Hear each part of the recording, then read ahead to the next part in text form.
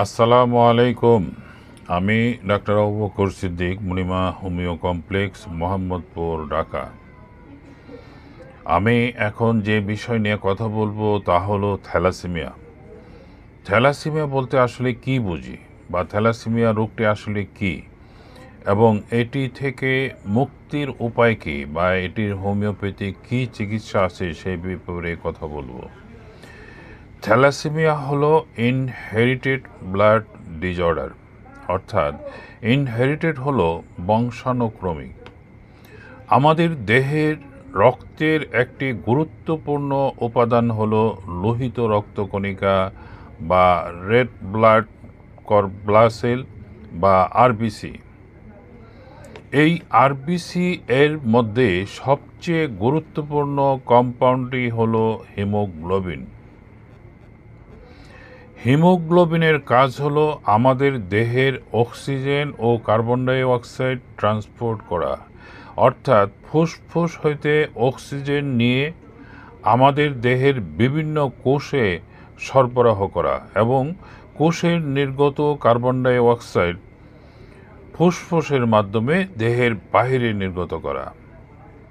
Thalassaemia সম্পর্কে বিস্তারিত জানতে হলে হিমোগ্লোবিনের গঠন সম্পর্কে জানতে হবে।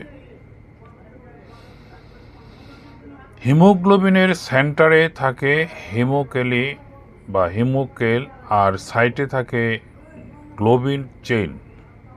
গ্লোবিন চেইন দুই ধরনের হয়, আলফা গ্লোবিন চেইন এবং বিটা গ্লোবিন চেইন। হিমোগ্লোবিন তৈরির জন্য আলফা গ্লোবিন চেইনের জন্য 4টি জিন দরকার এবং বিটা গ্লোবিন চেইনের জন্য 2টি জিন দরকার, অর্থাৎ হিমোগ্লোবিন তৈরির জন্য মোট 6টি জিনের প্রয়োজন হয়।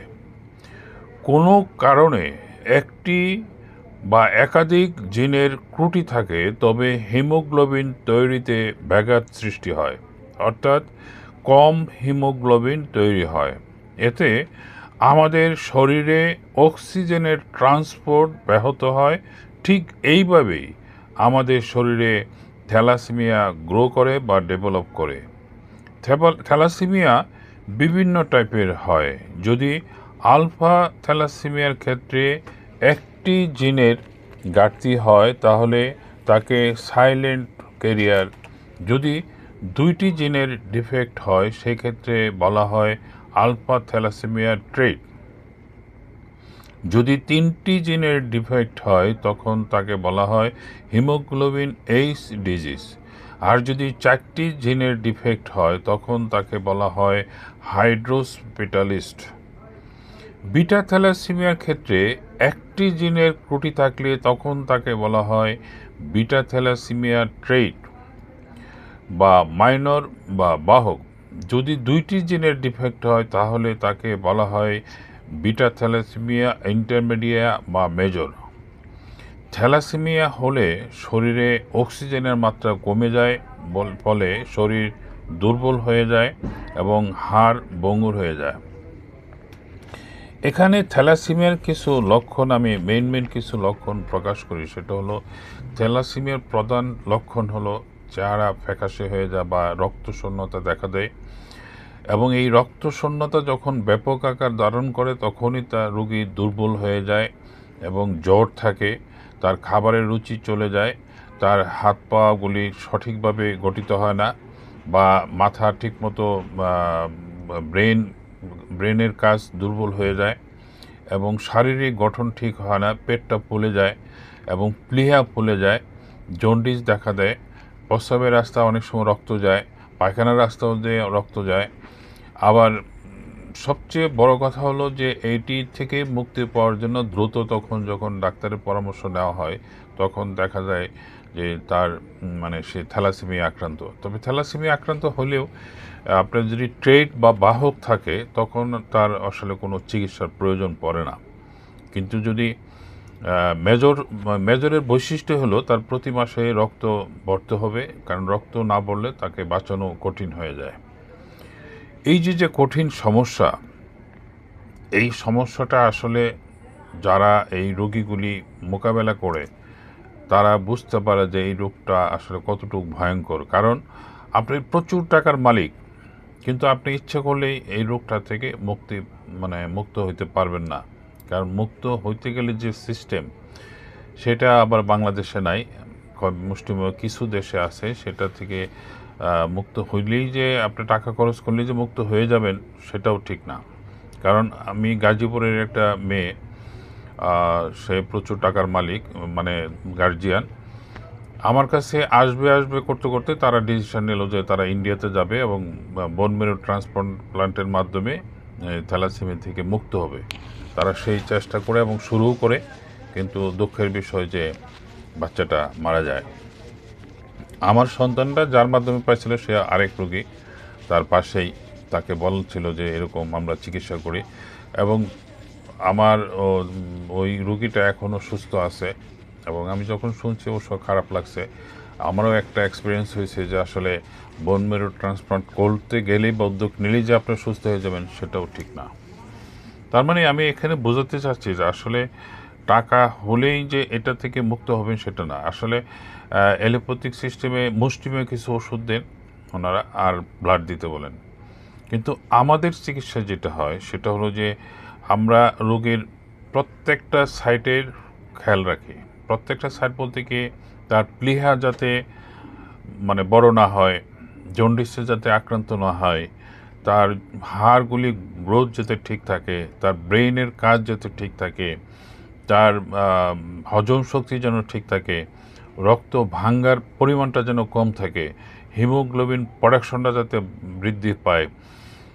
প্রত্যেকটা সাইটে নজর দেওয়ার ফলে কি হয় সেটা হলো যে আপনি থ্যালাসেমিয়া আক্রান্ত একটা বাচ্চা অ্যালোপ্যাথিক চিকিৎসা নেবেন, পাশাপাশি হোমিও চিকিৎসা নেবেন।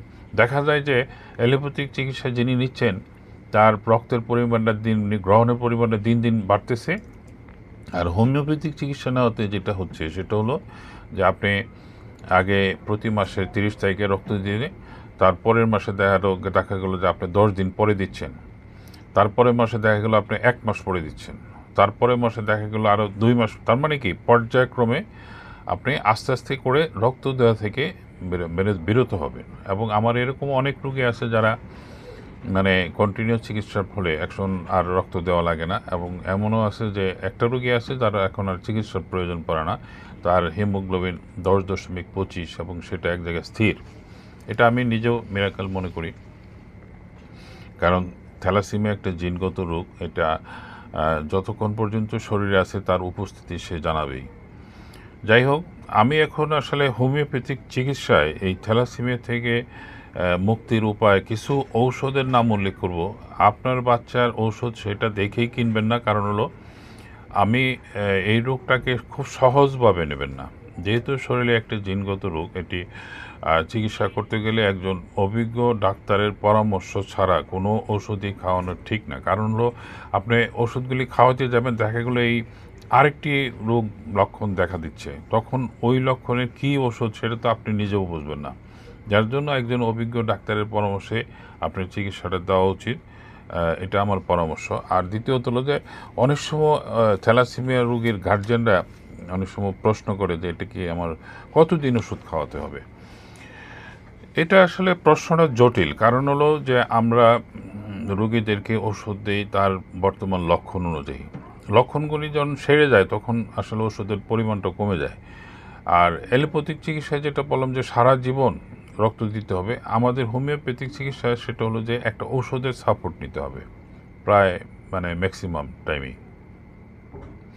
এতে কী হবে, যখন যে লক্ষণ আসবে সেই লক্ষণগুলি আপনার সেরে যাবে, ফলে কি আপনার বাচ্চা সম্পূর্ণ সুস্থ থাকবে। এবং অন্য 10টা বাচ্চা যেভাবে খেলাধুলা করে, যেভাবে পড়াশোনা করে, যেভাবে তার দেখে কোনো বোঝার উপায় থাকবে না যে সে থ্যালাসেমিয়া রোগী। এটাই একটা বড় সান্ত্বনা। দ্বিতীয়ত হলো যে আস্তে আস্তে রক্তের পরিমাণটা কমে যাবে, রক্ত গ্রহণ করে রক্ত দেওয়ার পরিমাণটা কমে যাবে এবং একসময় হয়তো রক্ত দেওয়া লাগবে না। এখন আমি কিছু ঔষধের নাম উল্লেখ করব। সেটা হলো যে নর্মালি যে ওষুধগুলি বাজারে পাওয়া যায়, এখানে কিছু ইন্ডিয়ান ওষুধ আছে যেগুলা অনেক সময় এই ওষুধগুলি বাংলাদেশে পাওয়া যায় না, তারপরে আমি নাম উল্লেখ করছি, অনেক সময় পাওয়া যেতেও পারে। যেমন রক্তশূন্যতা, অবশূন্যতা, প্রধান লক্ষণ হলে এলোট্রিস ফেরিনোসা মাদার টিংচার। এলেট্রিস ফেরিনোসা মাদার টিংচার এই ওষুধটি আপনার 10 ফোঁটা ঔষধ দিনে 2 বার খাওয়াতে পারেন।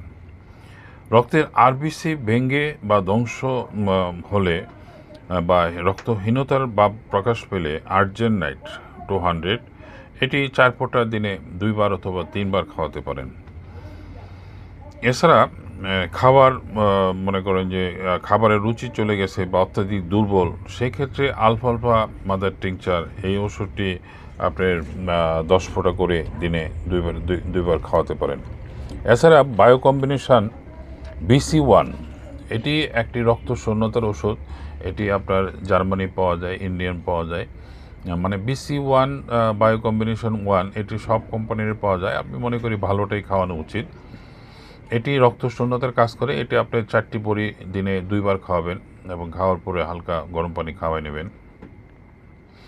থ্যালাসেমিয়া রোগীর পেশিতে খিঁচুনি, টান ধরা, যন্ত্রণা থাকলে বা দুর্বলতা থাকলে এর জন্য থাইরোডিনাম, এই থাইরোডিনাম 3X এই ওষুধটি 5টি বড়ি বা 4টি বড়ি দিনে 2 বার খাওয়াতে পারেন। লোহিত রক্তকণিকার আকৃতি ঠিক না থাকলে আকৃতি ঠিক করার জন্য অ্যান্টিফাইরিনাম, এই অ্যান্টিফাইরিনাম 2X এই ওষুধটি 5টি বড়ি দিনে 2 বার করে খাওয়াতে পারেন। বোন মেরু নষ্ট হওয়াকে বাধা দেয়, এই লক্ষণে এই ইয়ের জন্য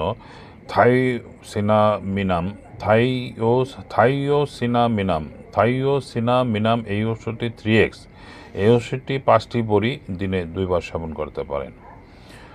লোহিত রক্তকণিকার অস্বাভাবিক বৃদ্ধিকে বাধা দেয় এবং থ্যালাসেমিয়া রোগীর প্লীহা শক্ত হওয়া রোধ করে, এর জন্য আর্সেনিক অ্যালবাম 200 এই ওষুধটি 5 ফোঁটা ওষুধ বা 4 ফোঁটা ওষুধ দিনে 2 বার সেবন করতে পারেন।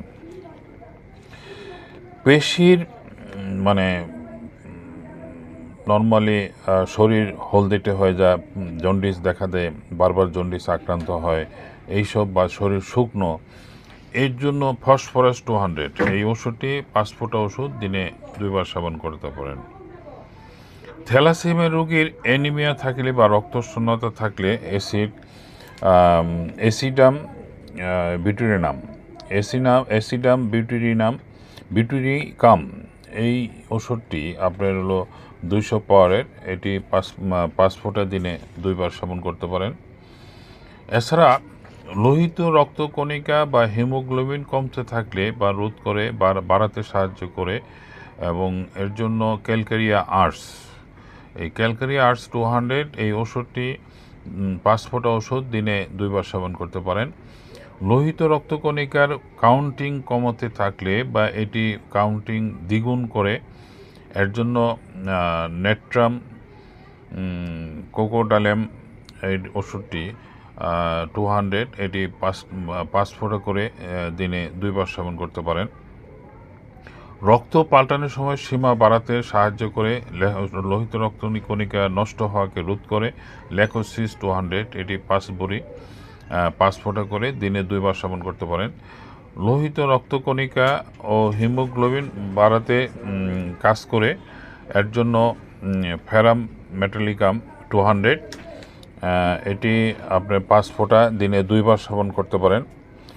এছাড়া আপনার গ্রাফাইটিস, এই গ্রাফাইটিস রোগী বা রোগিনীর দেখতে বেশ সুন্দর, মোটাসোটা, মোটেই বল পায় না, রক্তহীন, মুখ মলিন, এইসব লক্ষণে এটি আপনার 5 ফোঁটা করে ওষুধ দিনে 2 বার সেবন করতে পারেন। ক্যালকেরিয়া ফস এটি আপনার হলো যে কোনো রক্তশূন্যতায় আপনার এই ওষুধটি কাজ করে, এটি আপনার দিনে 2 বার সেবন করতে পারেন। লেসিথিন মাদার, এই লেসিথিন মাদার ওষুধটি রক্ত তৈরিতে সহযোগিতা করে, এটি আপনার 5 ফোঁটা বা মাদার 5 ফোঁটা ওষুধ বা 10 ফোঁটা ওষুধ দিনে 2 বার সেবন করতে পারেন। আর্জেনাইট, এই আরবিসি ভাঙার ফলে যে দুর্বলতা আসে এবং এই সব লক্ষণে আর্জেনাইট ওষুধটি খুব ভালো কাজ করে, এটি আপনি 5 ফোঁটা ওষুধ বা 4 ফোঁটা ওষুধ দিনে 2 বার সেবন করতে পারেন। অতিরিক্ত দুর্বলতার জন্য চায়না মাদার টিংচার, এটিও আপনি 2 বার সেবন করতে পারেন 5 থেকে 6 ফোঁটা করে। পরিশেষে আসলে ঔষধ আমি এখানে একটা দুইটা নাম উল্লেখ করে শেষ করতে পারবো না, কারণ রোগীর যখন যে লক্ষণ প্রকাশ পায় সেই অনুযায়ী ওষুধ প্রদান করতে হবে। যার জন্য যখন যে রোগের, কারণ একটা রোগীর দেখা গেল থ্যালাসেমিয়া আক্রান্ত কিন্তু অন্য কোনো সমস্যা নাই, কিন্তু প্লিহা ফুলে গেছে অনেক। আবার কিছু রোগী আছে মানে জন্ডিসে আক্রান্ত, জ্বরে আক্রান্ত, রুচি নাই, মানে অনেক খারাপ অবস্থা, তখন তার ওইভাবে ওষুধ দিতে হবে। এখানে পরিশেষে আমি এটুকুই বলবো যে আপনি থ্যালাসেমিয়া থেকে মুক্তি পাওয়ার জন্য আমি মনে করি যে এই অ্যালোপ্যাথিকে মাসে মাসে রক্ত না দিয়ে আপনি হোমিও চিকিৎসা নেন এবং আপনি থ্যালাসেমিয়া থেকে মুক্ত থাকুন এবং একজন অভিজ্ঞ ডাক্তারের পরামর্শে আপনি এই রোগ থেকে মুক্ত থাকার চেষ্টা করুন।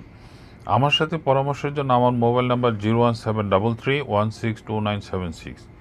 আপনার সুস্থতা কামনা করে এখানে শেষ করছি। আল্লাহ হাফিজ।